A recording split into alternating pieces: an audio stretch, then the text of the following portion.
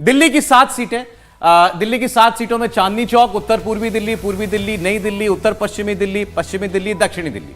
अब ये बार बार आपको हम याद दिलाने की जरूरत नहीं है कि सातों की सातों सीटें भारतीय जनता पार्टी 2 चुनाव से लगातार जीतती भी आ रही है। नया ये हुआ है कि इस बार कांग्रेस का और आम आदमी पार्टी का गठबंधन हुआ है। एक सेंस में वैसे आप ये कह सकते हैं कि डायरेक्ट फाइट वाली सीट नहीं है, लेकिन फिर भी दिल्ली में कांग्रेस पार्टी जो है वो सबसे मजबूत पार्टी हुआ करती थी। 15 साल एक साथ राज्य किया है यहां पर कांग्रेस पार्टी ने। आम आदमी पार्टी भी 10 साल पुरानी पार्टी है।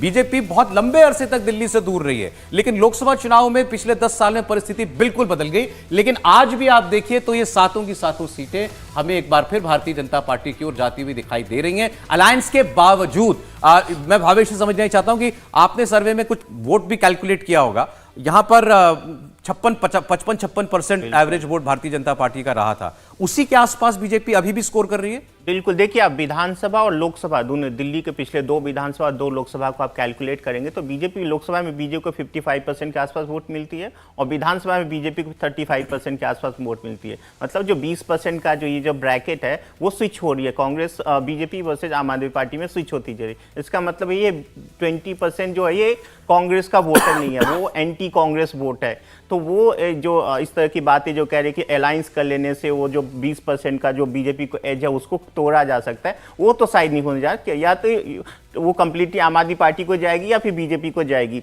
जहां तक बात है कि पूरे दिल्ली में देखिए, पूरे दिल्ली में कांग्रेस एक फैक्टर जरूर है। लोकसभा चुनाव में आम आदमी पार्टी को लोग उस तरह वोट नहीं करते। पिछले 2019 में भी आपने देखा होगा कि कांग्रेस ही 2nd नंबर की पार्टी थी और आम आदमी पार्टी 3rd नंबर की पार्टी थी। 2 सीटें छोड़ के शायद 2 सीटों पर शायद आम आदमी पार्टी नंबर 2, 5 पे कांग्रेस 2 पे 5 पे कांग्रेस 2 पर। बिल्कुल, देखिए इस बार हुआ जो अलायंस हुआ, अलायंस की वजह जैसे मैंने आपको वोटों का काउंट बताया कि किस तरह 55% 35% का ब्रैकेट टूटता है। देखिए इन चीजों में आप देखेंगे कि बीजेपी का जो कैंडिडेट सिलेक्शन हुआ, उन्होंने इस कैंडिडेट को बहुत ही स्मार्टली अपने 3 जनरल सेक्रेटरी, जो स्टेट यूनिट के 3 जनरल सेक्रेटरी उसको दिया है। वो तीनों ही सीट बहुत ही महत्वपूर्ण है, पूर्वी दिल्ली, उसके बाद नॉर्थ वेस्ट और उसके बाद उन्होंने साउथ दिल्ली, ये तीनों ही साउथ वेस्ट, इन तीनों ही आप सीटों का आप देखिए जो उन्होंने अपने ऑर्गेनाइजेशन के जो बहुत ही एक्टिव मेंबर है उनको उन्होंने सीट दिया है, जो दिखाता है कि ये इनका लोकसभा चुनाव से ज्यादा विधानसभा चुनाव जो अगले साल दिल्ली में होने वाला उस पर भी उनका नजर है।